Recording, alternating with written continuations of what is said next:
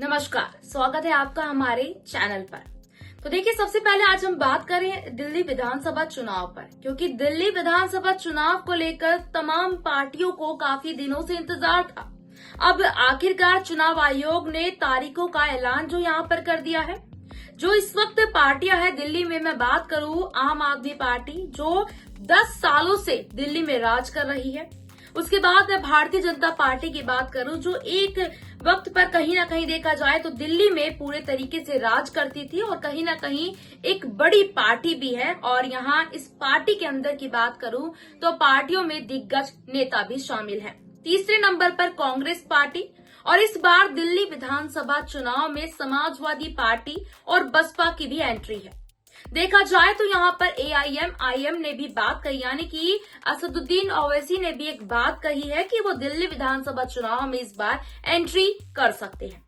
लेकिन यहाँ एक मुद्दे पर आज हम बात करेंगे। मुद्दा ये है कि भारतीय जनता पार्टी की अगर मैं बात करूं तो यहाँ पर लोकसभा चुनाव 2024 में यहाँ भारतीय जनता पार्टी में शामिल हुई थी कंगना रनौत, जो कि कुछ वक्त पहले तक यहाँ पर एक एक्ट्रेस का काम करती थी। हालांकि वो अभी भी एक्ट्रेस है, लेकिन अब बीजेपी में सांसद भी है, वो भी मंडी यानी कि हिमाचल प्रदेश से।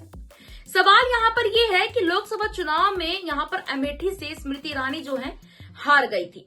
यहाँ पर कांग्रेस पार्टी के सांसद ने उनको हरा दिया था। और उससे पहले 2019 के लोकसभा चुनाव की मैं बात करूं तो राहुल गांधी को स्मृति ईरानी ने काफी भारी जीत दर्ज कर हरा दिया था।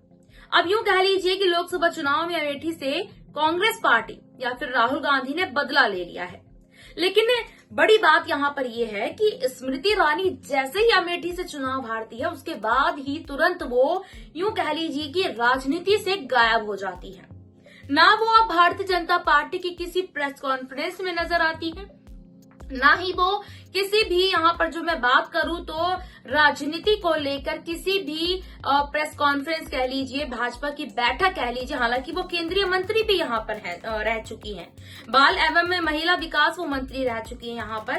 तो इन सारे तमाम मुद्दों को लेकर वो किसी भी बैठक में नजर नहीं आती, किसी भी बीजेपी के नेता से मिलती नजर नहीं आती। यहाँ तक कि मैं बात करूं तो गृह मंत्री अमित शाह के साथ भी उनकी कोई ऐसी तस्वीर काफी दिनों से सामने नहीं आई है, जिसको लेकर ये कहा जा रहा है कि क्या स्मृति ईरानी राजनीति से गायब हो गई है या फिर बीजेपी से गायब हो गई है।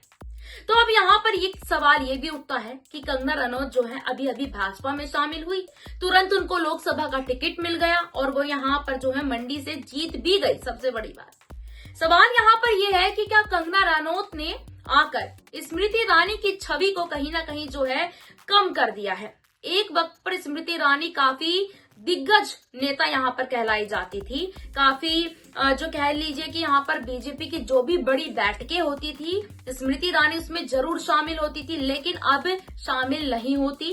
अब यहाँ पर जो है बीजेपी में कंगना रनौत ने क्या स्मृति ईरानी की जगह ले ली है, ये सवाल लगातार यहाँ पर जो है विपक्ष उठा रहा है।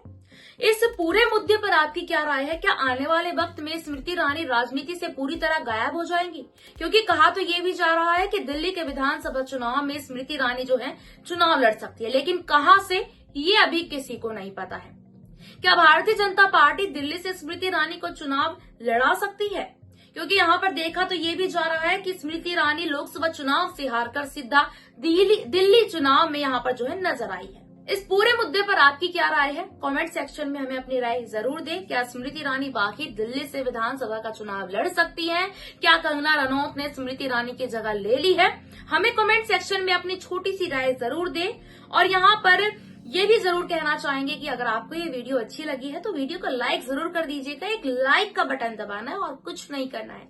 चैनल को सब्सक्राइब भी जरूर कर दें और वीडियो को इतना शेयर करें कि ये वीडियो हर किसी तक जरूर पहुंचे।